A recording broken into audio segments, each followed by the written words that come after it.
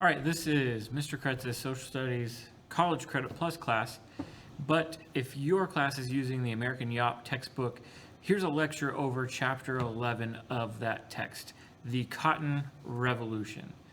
This is a big changing crop for the South. It creates many social and political and economic changes that force all sorts of movements of people and changes to our nation.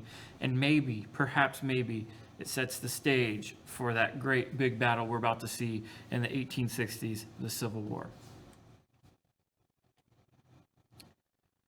So the importance of cotton. Prior to cotton, rice and tobacco were the staple in the South. That's what was grown. That's what everybody grew. I mean, in fact, it was tobacco that saved Virginia itself and kind of led to this boom of people coming to the United States, or to the colonies at the time to begin with. But America starts to move west into these new territories, and they needed a cotton that would flourish in the new soils, something that would work better in this different area. They came up with a solution, or rather, they engineered a solution, or they found a solution, a new strain of cotton, petite Gulf cotton. I hope it's not like Petit and it's just someone's name or whatever. I do not know exactly how to pronounce that. Hopefully you do. It was a strain that grew in the American Southwest, and it slid very well through the cotton gin. It grew tightly together and produced more usable cotton per bushel than any other. As this area, there's these factors that come into play here. This area in the American Southwest, Congress had just acquired a lot of it. I wouldn't say necessarily like through the Louisiana Purchase, let's say, or new area in that American Southwest. Congress begins surveying it and selling it so that people can go there and settle, and they can also raise funds for themselves. And people were now able to purchase farmland in the fertile Mississippi River Valley for as little as 40 cents per acre. A farm that may have cost thousands somewhere else would cost several hundred.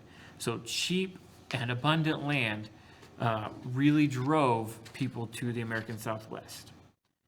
Thousands of people take this opportunity. Okay, the Cotton Belt, as it's called, grew in popularity. People started to buy land, and they bought it on credit. And look, banks were willing to give anyone loans to purchase land in the American Southwest. It was pretty much a guaranteed, or thought of as a guaranteed turnaround of the time, a debt that was most likely going to be paid. Getting land, growing cotton, selling cotton, boom. Almost like a wealth made overnight type of deal. There is a little problem with that, though. People would buy land on speculation. And speculation is this idea that you buy land on credit with the intent of selling it at a higher price. I guess it doesn't necessarily have to be on credit, but most of the time it would have been bought on credit to sell it at a higher price, knowing that it was cheap now.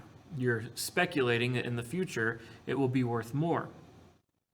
This can be a problem, and later on we'll talk about how some of this could have been a problem.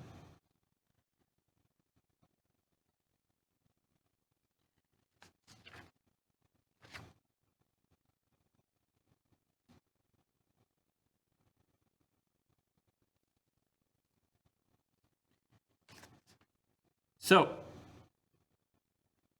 what we have is tobacco waning.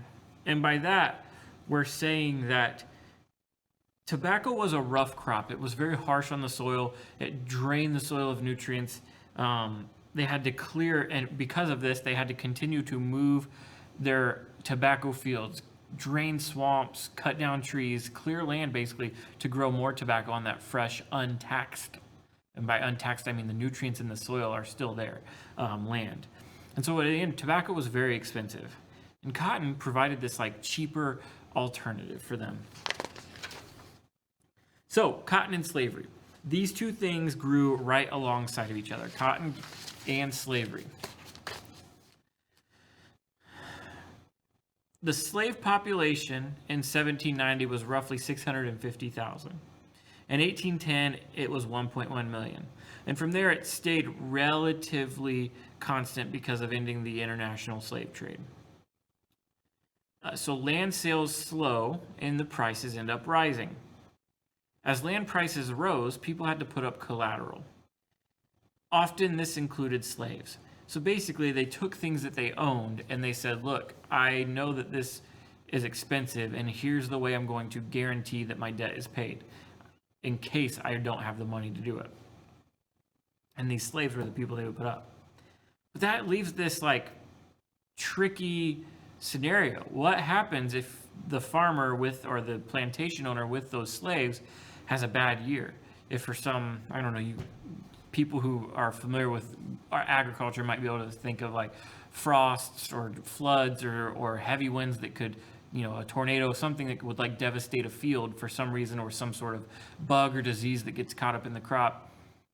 That could ruin a farmer's life.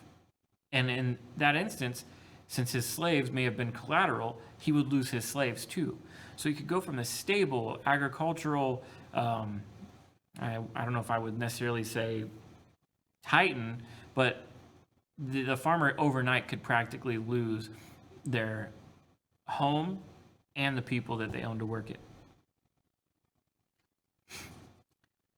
As a result of the importance of slavery in this time, the slave growth nearly doubled from the 1820s to the 1850s.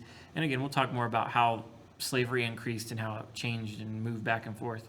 And as cotton and slavery grew, politicians and southern plantation owners became obsessed with protecting slavery. After all, it was the backbone, the labor of their system.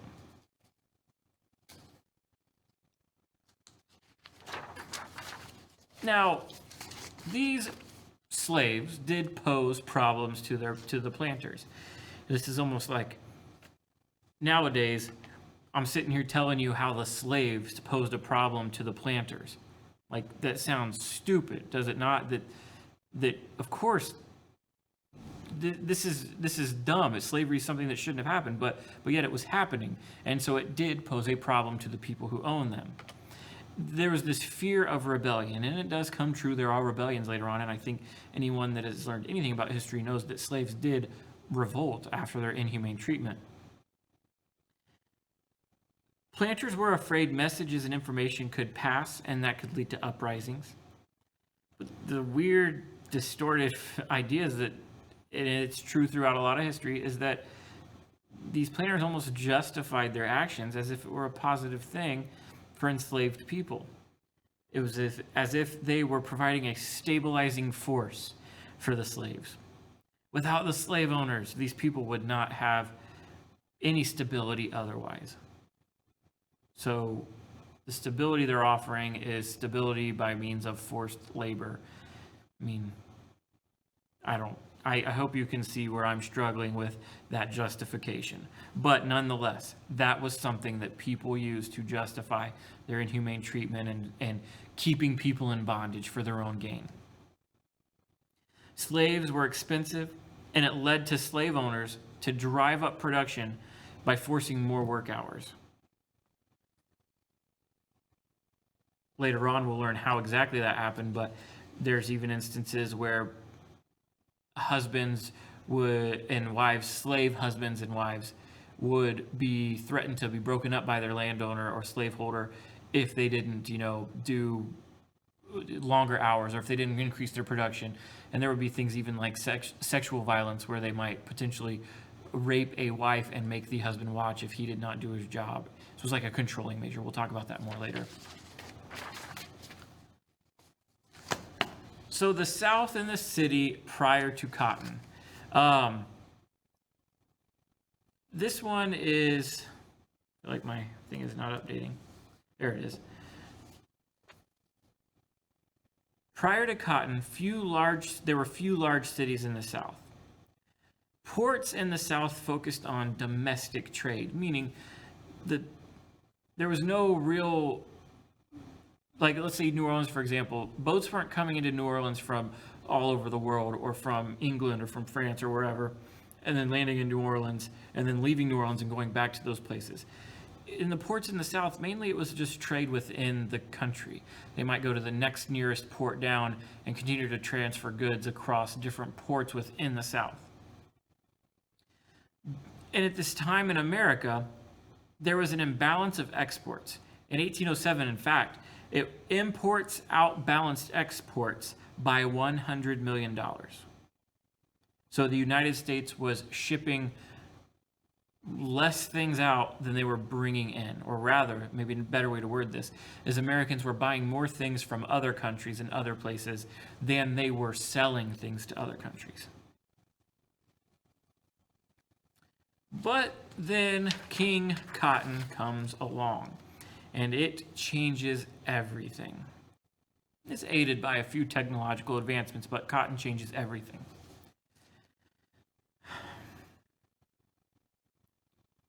First, cotton changes the balance of imports and exports. For the first time, American cotton is reaching, maybe not necessarily the first time, but American cotton is reaching international markets, and people are realizing the importance of it. And if I do remember right, the Napoleonic Wars were kind of a slight leading factor to this when trade was disrupted throughout Europe. But either way we look at it, cotton ends up being an international item. There were improvements in transportation that benefited cotton. I got something straight out of the text here. Basically, the Mississippi River was hard to navigate. It had a swift current. There were some sandbars on it. There were turns in the current. And so it made traveling really even upriver hard. Downriver would have been difficult too.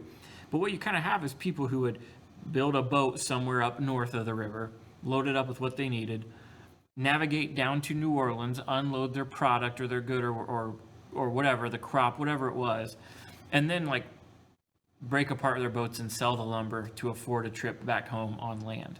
It was very hard to navigate up the Mississippi River. But the steamboat, as the picture on this slide shows, the steamboat changes everything. The first steamboat, the New Orleans, was able to travel to New Orleans and back up the river. It was the first one, capable of navigating the waters, heading upriver, and battling the turns in the swift current. By the 1840s, there were 700 steamboats that landed in New Orleans. 1860, basically 20 years later, 3,500 steamboats were unloaded in New Orleans. And even crazier, 80% of the items shipped to New Orleans was cotton alone. So 80% of all steamboats, all products landing in New Orleans was cotton. If you can understand how important that is, how important cotton was for the South, that figure alone might tell you. They also took steam power to other areas, not just navigating rivers. Pretty much anything that could be steam powered was steam powered. Includes things like cotton gins, wagons, grinders, looms, and baths. I have no idea what a grinder, a loom, and I'm assuming a bath is like hot water, but again, I don't have a clue. But I can tell you that whatever it was, if it could be steam powered, they made it steam powered. Now, because of these growths and whatnot, the South experienced a greater rate of urbanization than the North during 1820 to 1860. It was just slightly different. It looked a little different. The urbanization focused on handling the slave trade and cotton, instead of these like big industrial centers and public spaces. Cities in the South grew in population. I have some stats from the textbook for you. And often these stats do make a little bit of a good quiz or test question. New Orleans nearly quadrupled in population between 1830 and 1840. Richmond tripled from 12,000 people to 38,000 people. I really like St. Louis, although you may not consider it a southwestern territory or even part of the South. St. Louis grew drastically because of the cotton trade, from 10,000 people to 160,000 people. So St. Louis, I mean, you could do your math there. I'm a social studies teacher, grew crazy amounts. Now, because of this, you get this development of a middle class. Um, and it's odd in the South because for the longest time, it was the planting elite, the land-owning elite, who controlled politics and most of the money. And the working poor or slaves who survive, not working poor or slaves, they're not the same person, not working poor and not also slaves. Those two groups survive via subsistence farming or basic unskilled labor funded by the elite. Now, that's the working poor would be funded by the elite doing things for them, but it's mainly unskilled work. But when you have these industrial centers in the South, you get skilled craftsmen, merchants, traders, and speculators that kind of make up this middle class. People who are able to create things or might have a little more skilled work, and they then get paid well for it or better for it, and they have a little bit of disposable income. And that new middle class, this new middle level that's inserted into the South is new and it's different. And these people often form benevolent societies to aid those who are like less fortunate. But it's almost like also this like hidden problem that comes out of this is that they also figure out how to exclude people from their social circles within these same benevolent societies. Southern culture. Let's talk about Southern culture. Prior to cotton, the enslaved people had a culture of their own. They were families, basically, were the core of that culture. Marriage was the most important aspect of the cultural identity and formation in the South for a slave person, and it provided enslaved people with a connection to their past. But when cotton grows big and is king and is the basic cheap labor force that allows one to gain wealth from planting cotton and managing their fields, there would be slave trading going on, slave trading all throughout the South. And slaves could be sent downriver.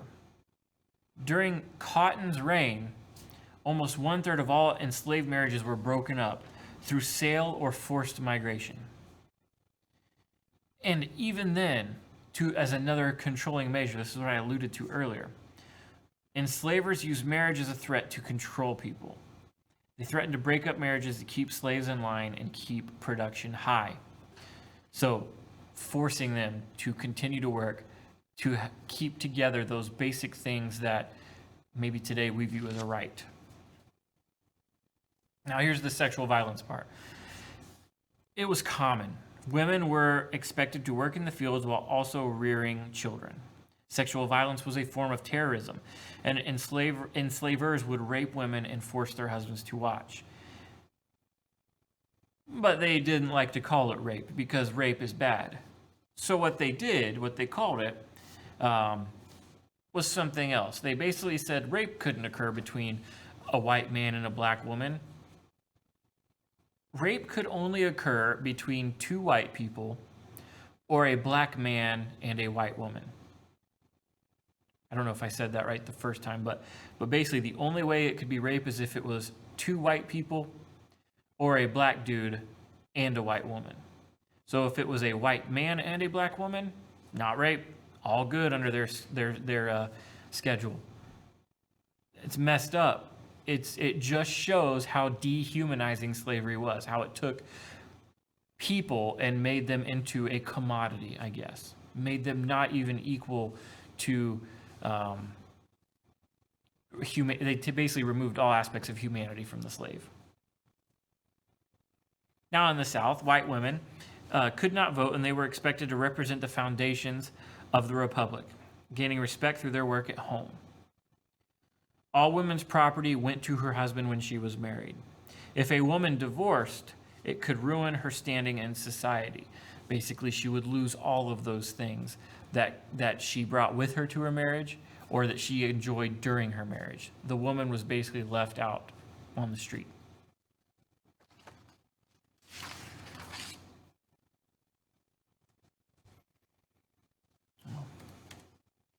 Religion and honor in the slave South. I think this is an odd one. We've talked about the Second Great Awakening, the growth of Methodists and Baptists. We also talked about the egalitarian nature of these religions, how anyone could be a minister in the Methodist or Baptist church. They just had to have that spiritual awakening, I guess, if you will. This is not something that sits well. It doesn't, it's something that when an African American claims that same spiritual egalitarianism or claims that they've been visited by that spirit, it doesn't count for an African American. And so I'm digressing here. I'm getting off the track, but both of these churches, the Methodist and the Baptist, originally attacked slavery, but they transformed into a more vocal defender of slavery and Southern social order. There were frontier mission schools, and they carried a continual flow of Christian influence into Native American communities. Some missionaries learned indigenous languages, but many more worked to prevent indigenous children from speaking their native tongues. So it's almost like this assault to eradicate a culture in the South.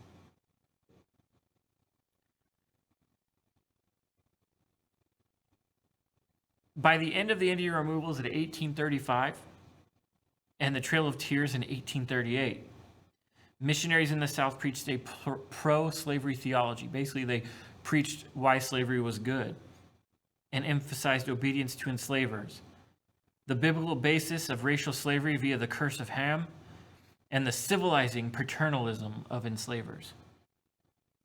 Essentially, they just said that, like, the slave owners were, that civilizing paternalism is odd to me. It's like these people were not capable, the enslaved people were not capable of being civilized without the help of their white slave owners. I struggle with how that's justified, but it was, and it was for decades, even century, I guess you could say. Centuries, probably, historically. Even more odd is there were anti-literacy laws, so that slaves couldn't read, whether it's for transporting messages or whatnot, but even when they have Bibles.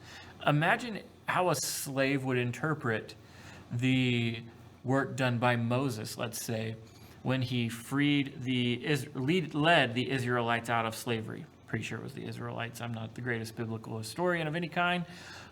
But how would that look to the justification of the slavery cause? Maybe that could incite a rebellion if slaves could learn that and read that and spread that. Better yet, how contradictory might the slave owners be by using the Bible to justify things, but selectively choosing the things they're justifying? I don't have the answer. It's a question for you to think about. This spiritual egalitarianism, where I talk about it. Nat Turner led a slave rebellion, and it was as if he was directed by God. He said he felt like he was directed by God to do it. On August 22nd, 1831, in Southampton County, Virginia, Nat Turner and 6 collaborators attempted to free the region's enslaved population. Turner initiated the violence by hitting his slave owner with an axe. By the end of the day, these people had killed 50 men.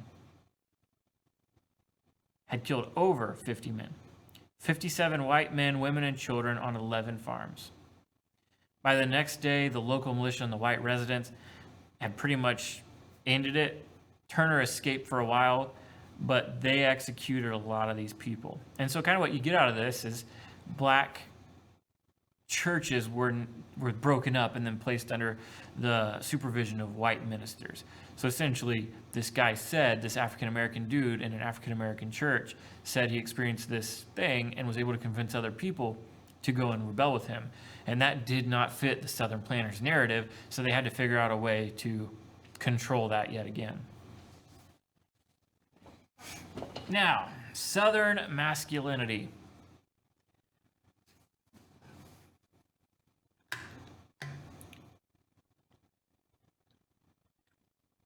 Southern manhood was largely obsessed by an obsession with masculine honor. And the textbook uses the formal duel as an example. It's basically if 2 men could not settle a dispute through arbitration or with their friends, they would exchange pistol shots to prove their equal honor status. This often led to a rise to prominence for the duelist. So whoever it was some sort of way to rise in prominence. Maybe a case in point of where it didn't happen would be Aaron Burr when he dueled and killed Alexander Hamilton. And then violence among the lower classes, especially those in the backcountry, involved fist fights and shootouts. The book even says people would like sharpen their teeth and stuff so they could just maim their opponent, and that was how they got some sort of honor. And then femininity in the South was intimately tied to the domestic sphere, even more so than the women in the North. The cult of domesticity, I'm having a hard time talking today. The cult of domesticity strictly limited the ability of wealthy Southern women to engage in public life. While Northern women began to organize reform societies, Southern women remained bound to the home, where they were instructed to cultivate their family's religious sensibility and manage their households. The social position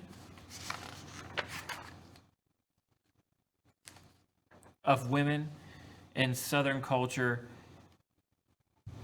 I got my notes have disappeared.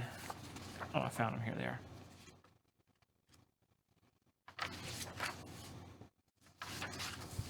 No, maybe that was the last of my notes. Basically, women in the South were expected to uphold their virtuous forms. I wish I had this last page because it is a very important page. Found it. They were not. Basically, female virtue in the South came to be understood largely as a euphemism for sexual purity. And Southern culture, Southern law, and Southern violence largely centered on protecting that virtue of sexual purity from any possible imagined threat. And I think I'll stop with that because that purity of women in the South is important. Because when you get to things later on, like Jim Crow laws or even alcohol legislation in the South, the threat that those vices or those things could pose to their white women was extremely dangerous to them. Oftentimes, the African American was given the blame. They were the threat. And you could say in the instance of alcohol, it was not uncommon to portray an African American as a drunken brute, and stories of black drunk men circulating through the South of how they would rape women and kill women. And so they needed to protect that virtue of the woman. They needed to prevent the woman from being violated, or protect the woman, her virtue from being violated by those dangers. And like I said, in Jim Crow South, the African American receives the brunt of that as being the threat to these values, this cultural value in the South. So with that said, that's the end of the lecture. It's a little shorter. Of course, I ramble and pause and all that good stuff. I think we got Manifest Destiny coming up. Is that chapter 12, if I'm not mistaken? Manifest Destiny is always fun. Kind of captures the true American spirit, rugged individualism, and clearing land to work hard and make your living, and an opportunity and an outlet for all the clutter in the eastern cities, and an outlet from the social struggle.